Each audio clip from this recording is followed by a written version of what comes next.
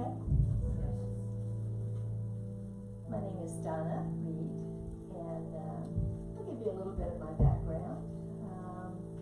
I have been an educator for, hate to admit it, over 30 years or so. But my service in education has been, it started out in corporate America, then I ended up moving over to academia, and in my later years here in the last decade or so, I've been really focused more on spiritual teaching. Today's topic, we're going to talk first about an organization called HeartMath. How many of you in here have ever heard of HeartMath? A few of you? It's kind of an interesting title, isn't it? Heart and math together in the same phrase. And it got its name by its founder, Doc Childre, who was doing research on stress in the late 70s. And he began to see a correlation between the level of stress and the heart. So for over 30 years now, he has been doing studies and research and has put together just an amazing system. And I just wanted to share that with you today. I am a certified HeartMath facilitator mentor. And so HeartMath is a fairly large system, so I'm just going to be giving you a taste of it today. So what is HeartMath? HeartMath is a system for awakening and developing our heart's intelligence. And I will end up describing a little bit later what heart intelligence actually is. But it's a step-by-step approach that includes a number of practices that are quick and relatively easy to perform. So it doesn't require like meditation, how sometimes you have to go off and you have to spend a certain amount of time, you know, at least half hour a lot of times or more getting into meditation. They're similar but not exactly the same. So what I wanted to do is I want to start off by doing kind of the foundational practice of HeartMath with you. We're going to do this a little more workshop style because in truth I'm really more of a teacher than I am a speaker. So we're going to do it more in that framework. But what I'd like to have you do, and this will only take a few moments, is I want you to sit in your seats. I want you to relax a little bit. And wherever the focus of your attention is currently, move that focus to the area of your heart, in the chest area. And begin to breathe in and out through your heart using a slow, steady, comfortable rhythm. Just do that a few moments. Imagine yourself breathing through your heart space, in and out, slowly and deeply.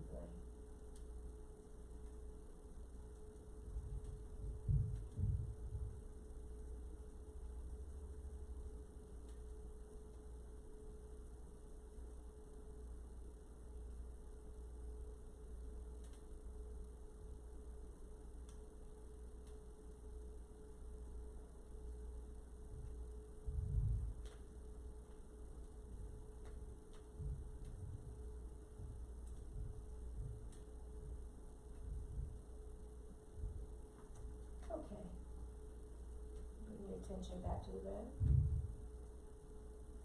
So deep heart focused breathing is the foundation for the HeartMath practices.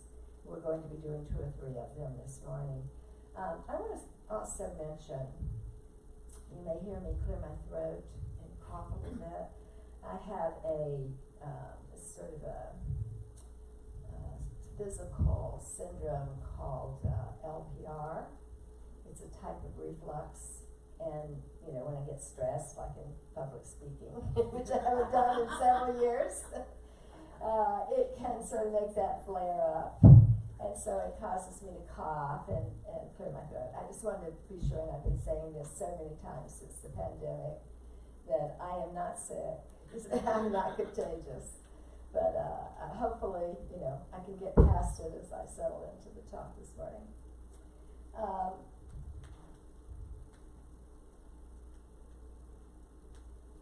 So, what is heart-based living? Heart-based living is the focus of today's talk. And heart-based living is more of a process than it is actually a thing. How many of you in here are poets or enjoy reading poetry? Okay, a few of you. How many of you are familiar with Rumi's poetry? Okay. Rumi actually wrote in the 13th century, so his work has been around for quite some time, but it's amazing how, as HeartMath began to do its studies and its research, that it realized what a correlation there was between what some of the ancient mystics had been sharing to what he was discovering in his research today and the studies that he was doing. So I wanted to just share with you a story that I think really may exemplify for some of you, it did for me, some of the challenges that we have when we think about heart-based living. Now, many of you, if you've been in the Unity movement for a time, you may feel comfortable with that term or fully understand it. But my husband and I have been in the Unity movement for probably around 30 years. We spent about 11 years at the Unity Church in Birmingham. And Reverend Jerry Bartholow was there at the time. He has now transitioned. But Jerry used to repeatedly say that the journey from your head to the heart is one of the longest ones you will ever take. And I recall thinking at the time when he would say that, it's like, why would I want to use my heart as my guidance system? Because in my mind, the way I sort of perceived the heart was more that it was mushy sentimentality. But as I just mentioned, there's so much more to it that I'm going to tell you about this morning. So, what is heart-based living? Well, I thought it was really interesting that Clint put up, I believe it was a poem about a candle in the heart, because Rumi states that there is a candle in your heart ready to be kindled. There is a void in your soul ready to be filled. And what fills that void is the light of love. And that actual fire within your heart is ready to be kindled. Well, if you look at the definition of heart-based living, what is that? As it says here, it's a transformational practice that begins with connecting with the heart flame within our hearts and befriending the loving spirit and the intuitive guidance flowing from there and integrating it into our daily lives. So it is kind of amazing, the parallel between that. So what I want to do now is I want to do another little practice to lead into what we're going to talk about next. And we're going to start with the same heart-focused breathing that we just did, but we're going to add to it. So once again, I'd like for you to sit in your seats and get comfortable. Focusing your attention in the area of the heart. Breathing in and out of the chest area around the heart. Breathing slowly and deeply and rhythmically.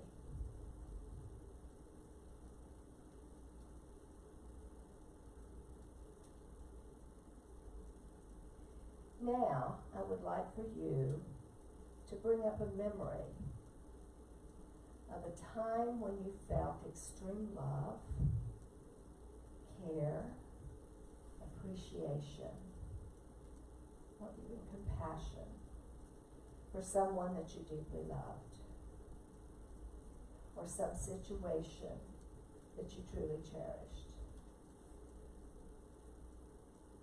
Now I want you to activate the feeling that you had of love, care, and compassion. And I want you to just breathe that into your heart space.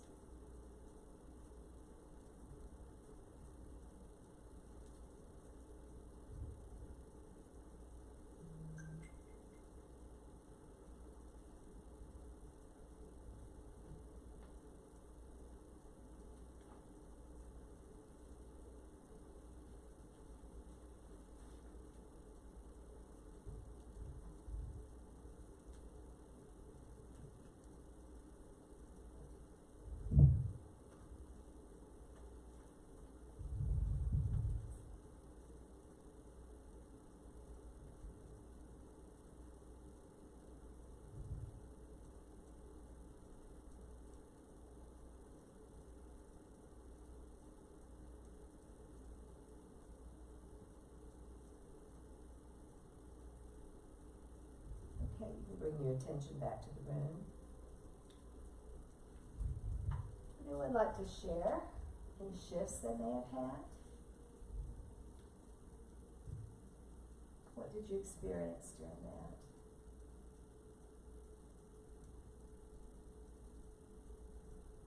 Yes. I thought, frankly, of some multiple milestone events in my life, and they just came back so very warm and real. Okay. And what did you feel during that time? Love. You felt love for the people there. Oh, yes, yes.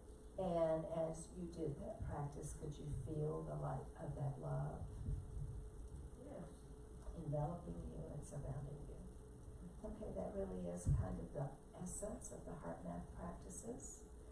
And the heart math practices are a transformational process. There's something, they're the type of practices that build over time. There's a number of them, and they start with the heart-focused breathing, and you bring in other types of techniques to deal with various types of situations that may be going on in your life. So that is the transformational process of heart math, just, really summing it up very briefly.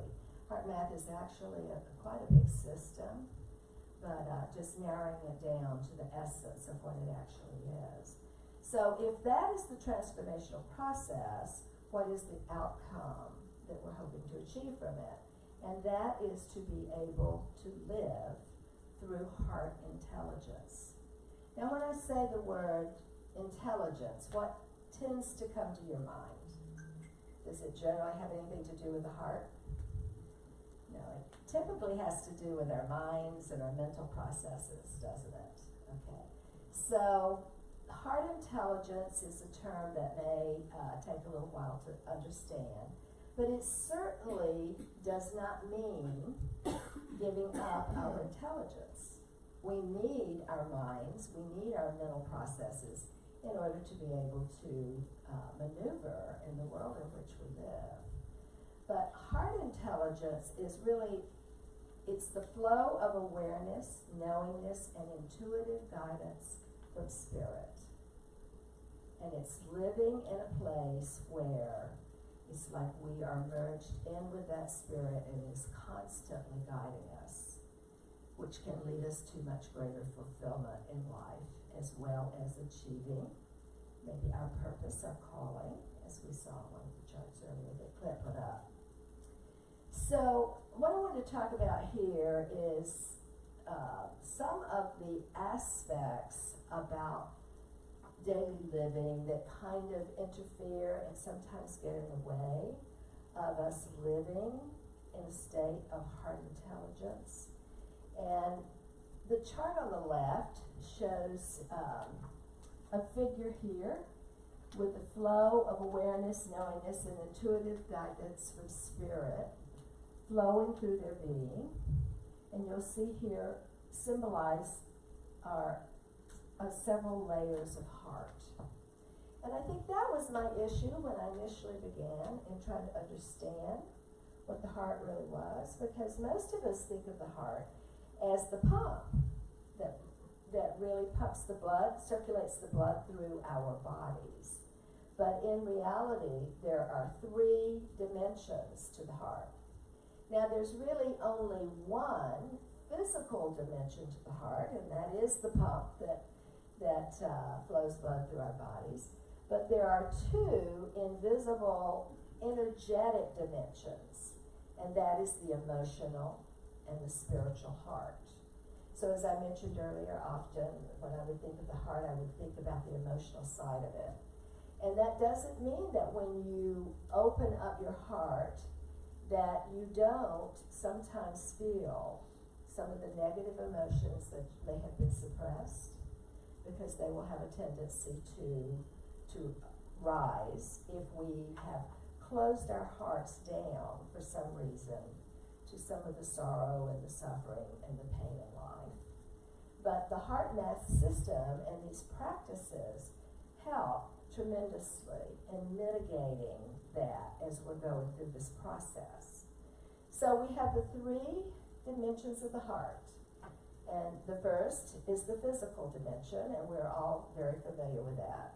But it all works together. Our physical system has a number of subsystems that work together as a whole. For example, we have a circulatory system, we have a respiratory system, we have a digestive system, and all of those do function as one whole in order for us to be able to maneuver on this planet. Well, in the same way, these 3 hearts of ours, our physical heart and the 2 energetic hearts, they function together as a whole. So the defining,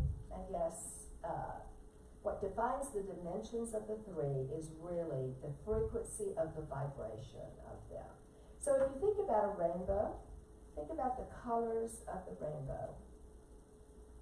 They are different, but at the same time, they are just dimensions of the color spectrum.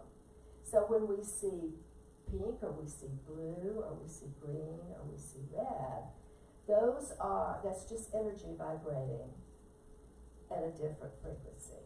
Okay, so when I'm talking about dimensions, and I think the reason I'm sort of belaboring that is the fact that, we are seeking wholeness. We're not talking about separation here.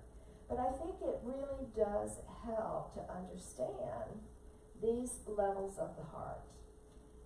And the 3 dimensions of the heart also correlate to our sense of well-being. So the state of our heart at any given time correlates to our mental, emotional, physical, and spiritual well-being. All right. So on the chart on the right, what you'll see here is the physical, emotional, mental, and spiritual. And HeartMath practices, when we use them on a regular basis, will bring all of those dimensions into a coherent alignment. That includes even bringing our brains into alignment with our heart. And there is a tremendous amount of research that has been done that is out on the HeartMath site that validates the reality of this. So when I think about some examples of that, like right now I shared with you, well, let me share another story with you first. How many of you have met Jack Fowler, if you've been in Unity for a while? We just saw Jack at a spiritual conference last weekend. He has been the minister at Unity of New Orleans for quite some time. And he shared the story about how lately he had just been having a lot of pain in his physical heart. And so, literal physical pain. And so he went to several heart specialists. They couldn't find anything wrong with him. And after doing a lot of prayer and a lot of meditation, his intuitive guidance helped him to see that in his ministry, he was not really, he wasn't expressing himself in the way that was true to his calling. And he had an insight that he needed to go back to writing music because he'd been a musician, and to play music as opposed to just doing ministry. I want to use the example, so let me back up here a little bit, is that is the spiritual side of us have an effect on our physical well-being. It can also guide our mental thoughts, and we can get this negative looping pattern. Anyone ever do that? Where thoughts are, get the monkey mind. Thoughts are just repeating in a cycle. So that's how one element of our being can affect the other. And then it can also affect us emotionally, because he was saying that, it ended up making him feel somewhat depressed, even though he didn't really understand why. So I also want to share the story about me and my acid reflux. And you may think, well, that's a relatively simple issue. Well, not if you teach, and not if you do public speaking. And it can be extremely embarrassing, and it leaves you feeling like at any moment you may start into a coughing fit. So that's a physical element that I think has manifested over time, and I can really track it back to, I grew up in a fundamentalist religion, very, very hellfire, brimstone type of belief system. And many people in our family, in my husband's family as well as in mine, are still believers of fundamental religion. So being a public speaker and talking about metaphysics in the Unity Church and other types of churches, New Thought churches, can create, this sense of, oh my gosh, am I going to be burned at the stake if my family and friends really know what I believe? Because it's not something we necessarily. Michael's brother just passed, but he was a Southern Baptist minister. So even in putting my material out online, I would end up feeling very stressed about that. And sometimes I couldn't even understand why I would carry so much fear around that. And it's only been relatively recently that I've been able to tie together the fact that those beliefs, which would be part of the mental system, were so deeply buried. And a big part of HeartMath is around self-discovery, learning how to recognize these patterns, within our unconscious that are guiding maybe the things that we do. Now, once, from what I understand, once something manifests physically, it takes a while to reverse that if you ever can. But the point here is that these are all tied together, and you don't necessarily, with HeartMath, have to track it back and know exactly what it is when you do the HeartMath practices. But back to my story, the physical, it even affects me spiritually, because if it gets so bad that I can't do the teaching that I feel called to do, then that's going to have an effect on me, emotionally, spiritually, mentally, and physically. Okay, so being a very mental person, I thought it was interesting that you're getting ready to teach the Enneagram, because I'm very familiar with the Enneagram, and some of you in here have been in my classes on archetypal patterns, and every assessment that I take confirms the fact that I probably wasn't making a wrong choice when I began my career to become a computer programmer. But when you're walking this journey toward opening your heart, being that mental can be a bit of a drawback. So one of the things that I really appreciate about HeartMath is the fact that as a mentor, and that's kind of where I'm moving more toward and sharing this now, one-on-one mentoring or small group facilitation, they say you only have to be a little further down the journey than the people that you're working with.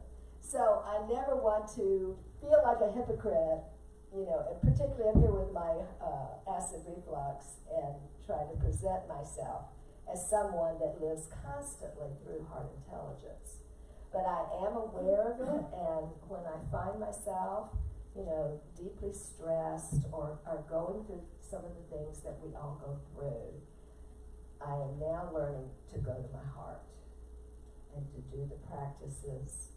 And the more that I'm able to do that, the better, the greater well-being I have, you know, in all of these key areas.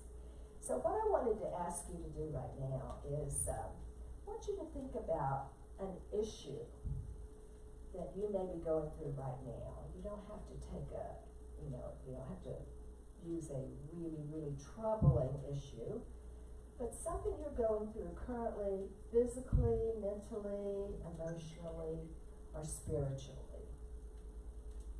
And then I'm going to lead you through another practice called the heart lock-in technique. So just take a minute and think about that. Something you're going through now, physically, mentally, emotionally, or spiritually.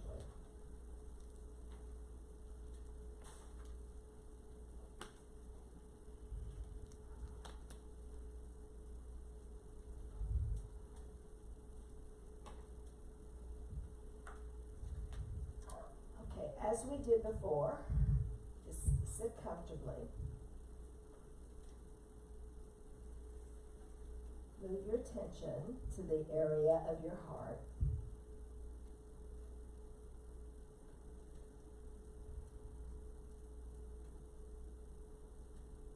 Now breathe in deeply.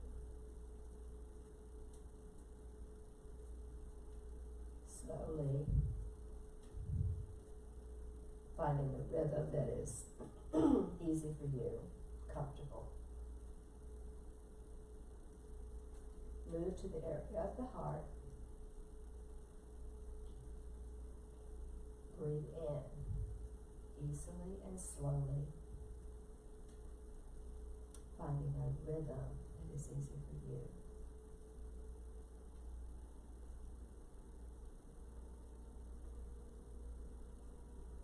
Now, I would like you to take that feeling that you had in the previous practice. Activate that feeling.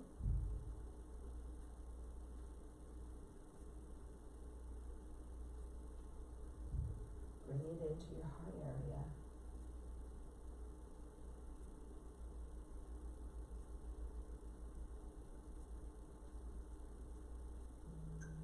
Now I want you to radiate that feeling down into your physical, mental, emotional, and even to your spiritual natures.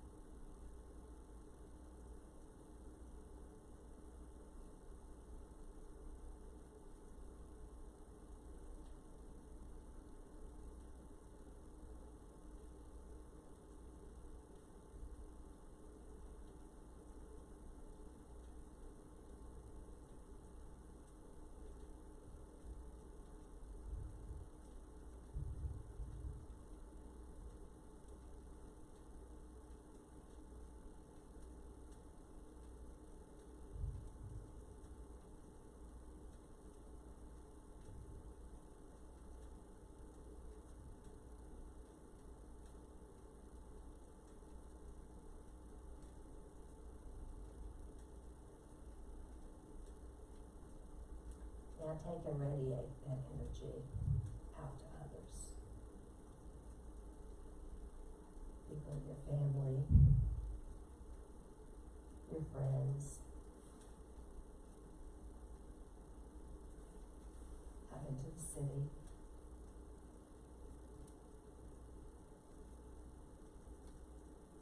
And extend it as far as you can imagine.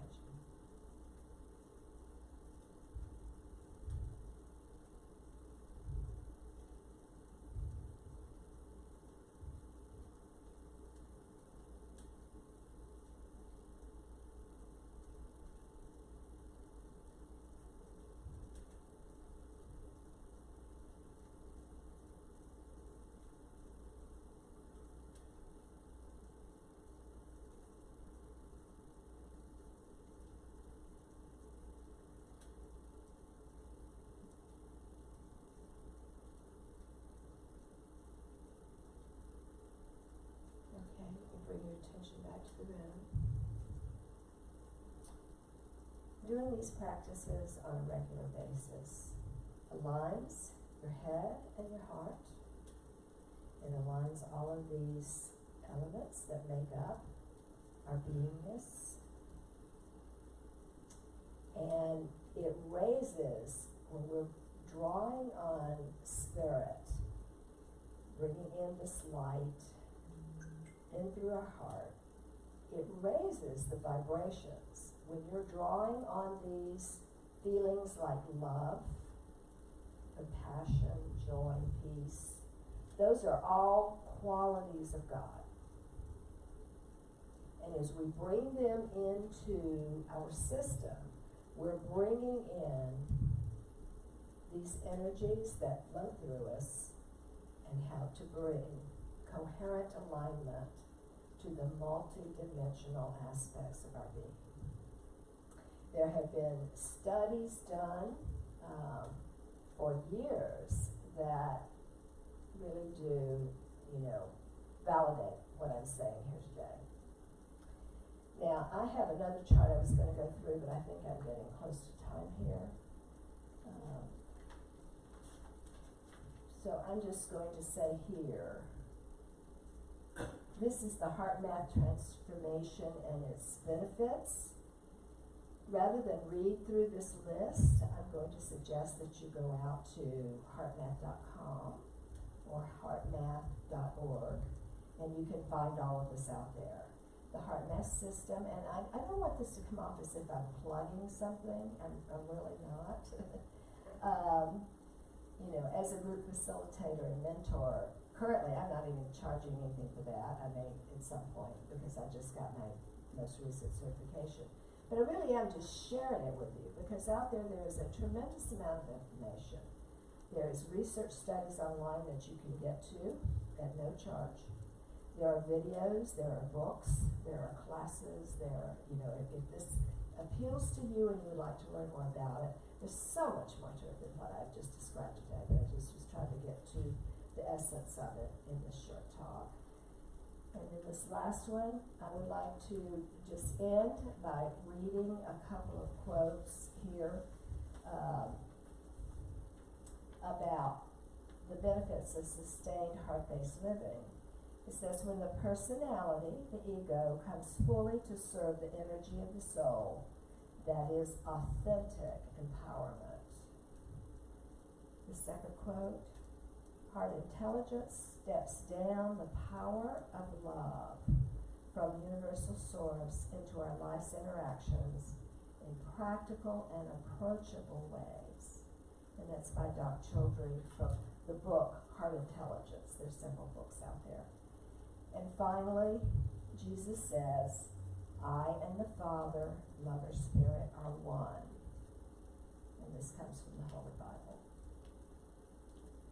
Okay, thank you very much. That's what I had to share today.